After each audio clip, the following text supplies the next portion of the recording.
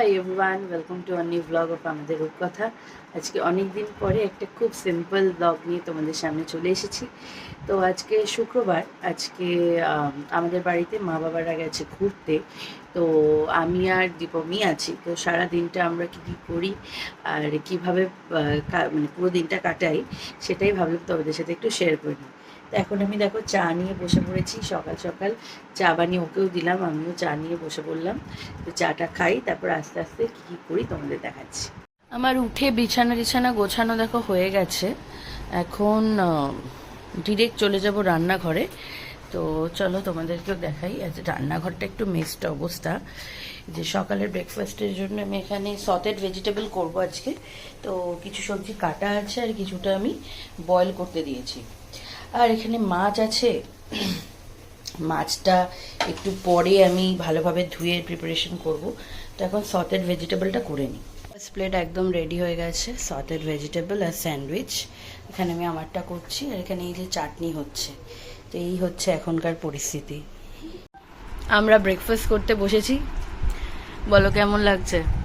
কি খালি গায়ে আছি? আরে ঠিক আছে, তোমার নিচ্ছি না, বলো কেমন খাচ্ছ?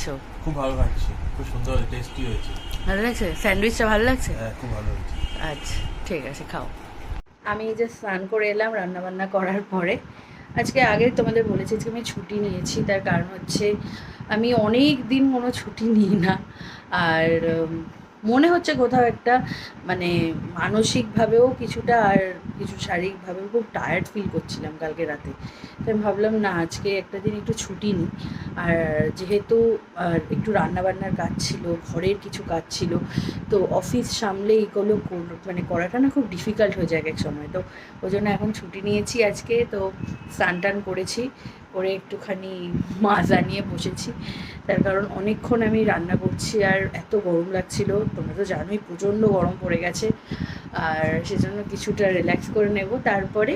আর দীপম এখন অফিসে কিছু কাজ করছে, তো ওর হয়ে গেলে স্নান করবে, তারপরে একসাথে দুজন লাঞ্চে বসবো। আর লাঞ্চের সময় আরেকবার ফাইনালি দেখিয়ে দেবো যে আজকে কী কী বানিয়েছি। এসেছি লাঞ্চ করতে।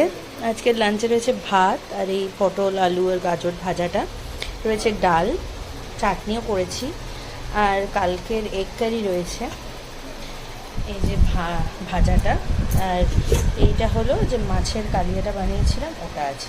তো চলো এখন লাঞ্চটা করে নেওয়া যাক। আমি একটু আগে এক্সারসাইজ করে আসলাম, এখন ম্যাডাম রান্নাঘরে আছে। কি বানাচ্ছ?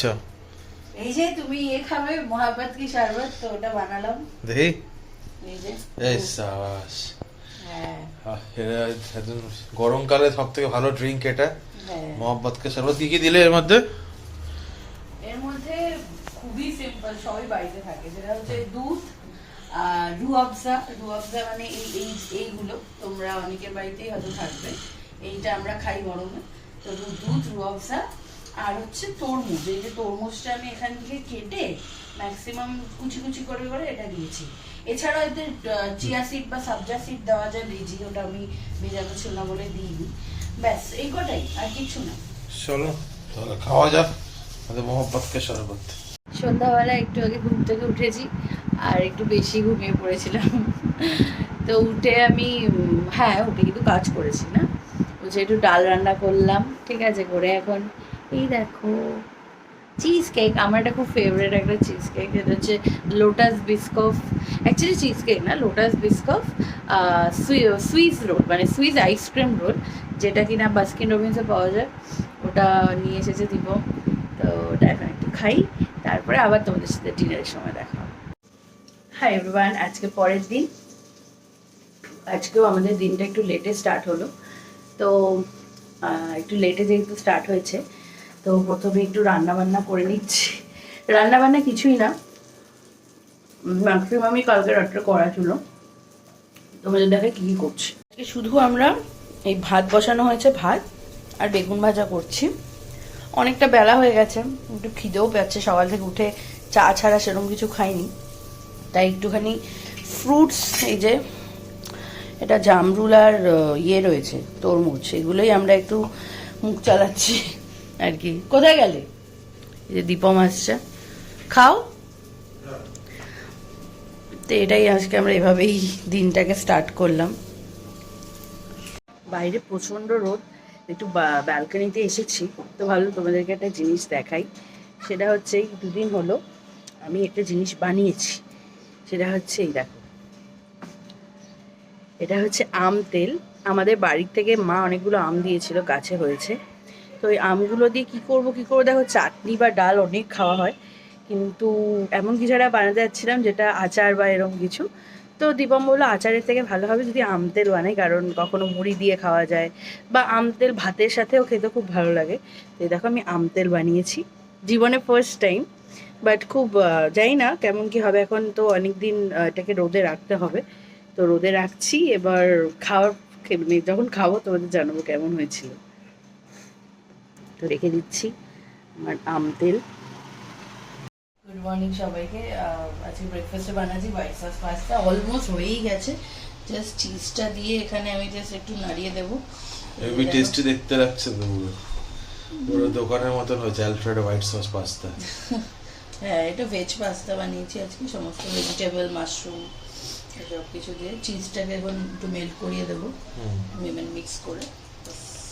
হয়ে গেছে, এটা আমাদের ব্রেকফাস্ট আজকে। আর এইদিকে চলছে সব রান্নার প্রিপারেশন। চলো তাহলে এখন কমপ্লিট করা যাক। হ্যাঁ, দীপমকে দিয়েছি, খেয়ে দেখো কেমন হয়েছে।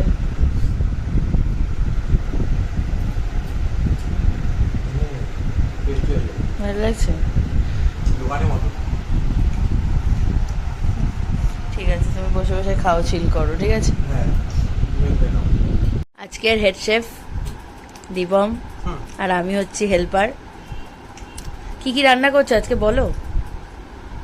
চাইনিজ মিক্সড ফ্রাইড রাইস আর চিকেন কষা। আচ্ছা, তা এখন কতদূর? ফ্রাইড রাইসের যাবতীয় কাজ হয়ে গেছে, অর্ধেক তো আমি করে দিলাম। তুমি তো একটা হেল্প করে দিয়েছো, তো বাকি সব হয়ে গেছে। এখন ভাতটা করে অ্যাসেম্বল করে দিলেই হয়ে যাবে। আচ্ছা। আর চিকেন কষা 90% হয়ে গেছে, ওটাই এখন একটু টেস্ট করছি আর কি। আচ্ছা, কেমন লাগছে খেয়ে? ওটাই বলার চেষ্টা করছি।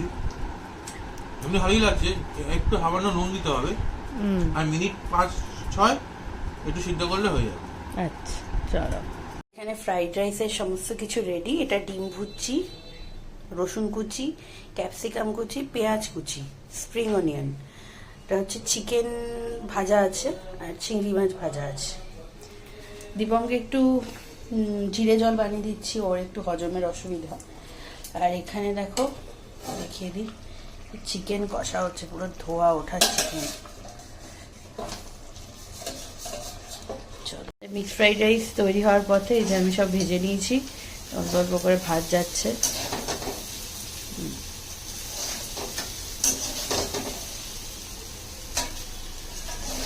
ভাত দেবো আর মেশাবো, তাহলে ব্যাপারটা ভালো হবে। একবারে ভাত দিয়ে নাড়ালে কি হয়, এই মশলাগুলো সব নিচের দিকে চলে যায় আর ভাত উপরে থাকে। তার থেকে বেটার কি একসাথে নিতে নিতে নাড়াতে হবে। আমাদের ফ্রাইড রাইস একদম শেষ পর্যায়ে পৌঁছে গেছে। হ্যাঁ, পুরো রেডি। লাস্টে স্প্রিং অনিয়ন দিয়ে এটাকে ব্যাস নাড়াচ্ছি। হ্যাঁ, আর এই হয়ে গেছে আমাদের চিকেনের কষা। এটা চিকেন কষা রেডি। লাঞ্চ সাজিয়ে পুরো দীপম আমাকে দিতে এসেছে। না কেন দেখ,